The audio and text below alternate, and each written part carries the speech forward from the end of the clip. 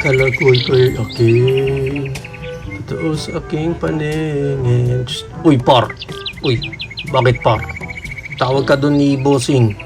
Magsasaka na daw kayo. Pambira, ako na naman ang naturo ah. Bakit parati na lang ako? Eh, sino ba ang baka? Baka naman. Di naman ako baka.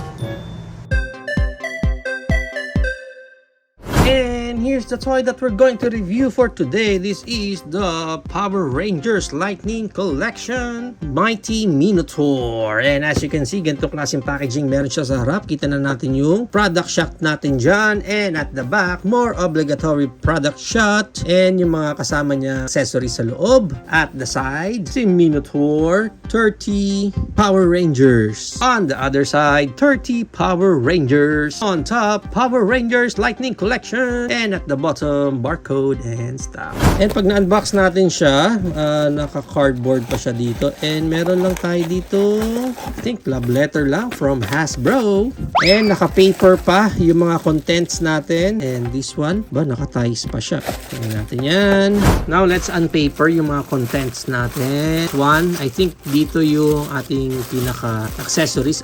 Para siyang bag. Hindi lang siya basta paper. Yung design ng bag niya, Power Rangers talaga.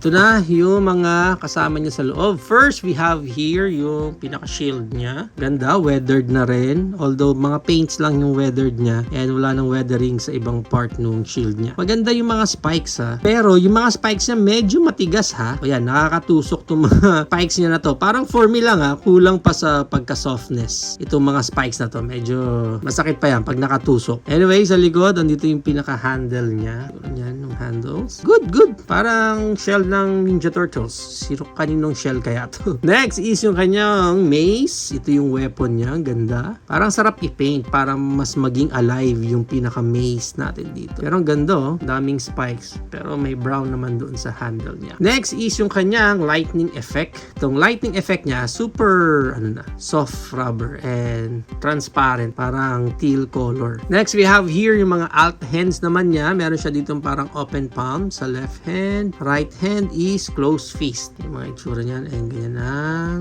look niyan. Bawat isa. Ganda rin ha. Although wala nang paints yung mga nails niya. Next, accessories natin dito. Super tiny na Minotaur. Yan. I think ito yung parang clay ni Rita Repulsa sa show. Diba ganun siya? May mga pot of parang mga figure siya doon na yun yung pinapalaki na lang din niya. Tama ba? Correct me if I'm wrong ha. Parang ganun yung pagkakaalala ko dun sa pinaka-show. Pero yan yung details nung ating tiny Minotaur. Now, let's proceed na sa isa pa nating paper bag.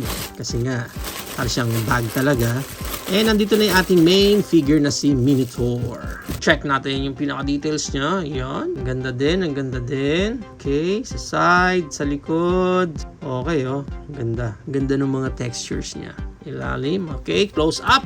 Pinaka-face niya. Ganda ng expression. Gusto ko expression ng face niya. Although yung horns niya, yan talaga itsura ng horns niya. Parang naputol sa kalahati. Pero gusto ko yung pagka-fur effect niya dyan. Tapos, yung mga gauntlets niya dito. Soft na yung rubber ng mga spikes niya dito kahit papaano. Pero ang ganda rin ng details. Ayan pa, yung skirt niya. May mga weathering na din. Yan, and yung kanyang tail. Cool! Now, para sa kanyang articulation, yung head niya, na-rotate yan, 360.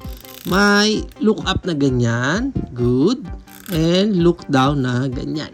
Ganyan. Ba't ayaw? Kaya niya mag-look down pero parang may soft rubber na pumipigil din. Ito yata yung sa may neck part niya. Ayan o. Meron siya pero yun nga, hindi niya gaanong ma-execute ng maayos. And then itong sa neck part niya, nagagalaw itong neck part niya kasi parang covering siya doon sa pinaka-neck niya. Next is yung kanyang Creed moment with arms wide open. Kaya niya naman. And na-rotate niya yan, 360. Meron siyang butterfly joints which, ganda ha. Ang ganda ng butterfly joints niya.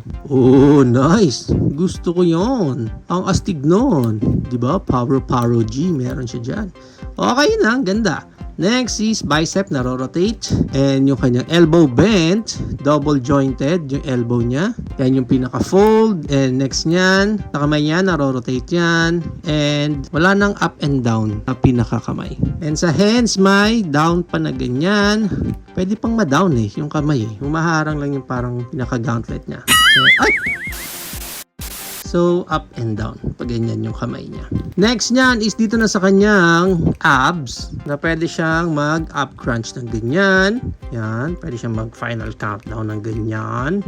And we go. By side. Okay. Next is dito na sa abs niya mismo. We're in. Ratcheted. Ito. So, iba pa yung dito sa taas and dito sa baba. Yan. You know.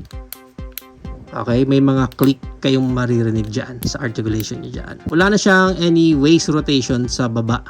Yung waist niya, dito lang yan sa pinakataas. Yung mga skirt niya, yun nga, soft rubber naman siya. So, hindi siya magiging hindrance sa ating articulation pag pina-Van Damme split na natin siya. Which is good, ganda ng Van Damme split niya. Ayan yung kanyang high kick, ganyan yung high kick niya. Yung kanyang back kick, sumaside ng konti kasi yung butt flop niya. And then, naro-rotate yung sa thigh part. Yung kanyang knee bent, double jointed. Yan sa taas and meron din dito sa baba. Paa, naro-rotate yan, 360 and may down na ganyan and up na ganyan yung pinaka paan niya. Last articulation niya is of course yung kanyang bone tooth na rotate yan 360. Pwede ma-rotate 360 yan. Pwede yung paangatin yung buntot niya ng ganyan. Kung gusto niyo na nakababa lang ng ganyan yung buntot niya. Now let's try naman yung mga weapons niya. Ito muna kanyang giant mace. Kaya niya naman. Yan. Okay. Hawak niya. And then dito sa kabila, yung kanyang shield. And of course, yung ating lightning effect. Dito na lang natin lagay yan. Sa mayan. So, isasabit niya lang naman eh. And si Minotaur sa kanyang mga accessories. Now, para sa height ni Minotaur, ang height niya is around almost 8 inches. Mga 7.5 siya. Kung kasama yung tip ng horn niya, mga ganun siya. 8 inches siya. Maganda yan. I-compare pa natin siya sa iba pa nating figure tulad ng ating Masterverse Viking He-Man. Yun know, ang ganda. Ang ganda ng scaling nila. Ating Kong from Godzilla X Kong New Empire. Dr. Ellie Sattler from Hammond Collection. Knockoff version Marvel Legends Hulk. MCF Doomsday.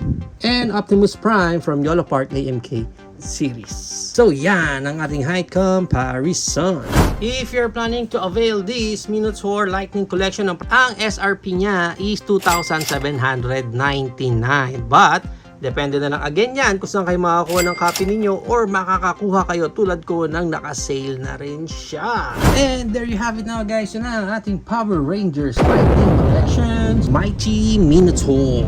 What do you think of this Minotaur? Is it a go for you or no for you? Whatever thoughts, please comment it down below. But for me, sulit talaga ako dito sa Minotaur na to. Well, wala akong plano nung nilabas siya kasi wala naman akong collection ng Power Rangers. But nung nakita ko siya na nag-sale ng less than its SRP, talagang napaisip na ako. And looking at this figure, dun sa box pa lang niya, parang sabi ko, masusulit ko naman itong figure na to. Sulit talaga ako. Tuwang-tuwa talaga ako dito sa butterfly joints niya sa may shoulder niya. Kasi ang ganda eh. Ang ganda nung mga posing na pwede nating ibigay sa kanya because of that. And hindi lang naman yung kanyang articulation, even yung overall look nung Minotaur natin dito. Maganda ang pagkaka-execute sa kanya. Talagang itong Minotaur na to, sulit na sulit ako sa figure na ito.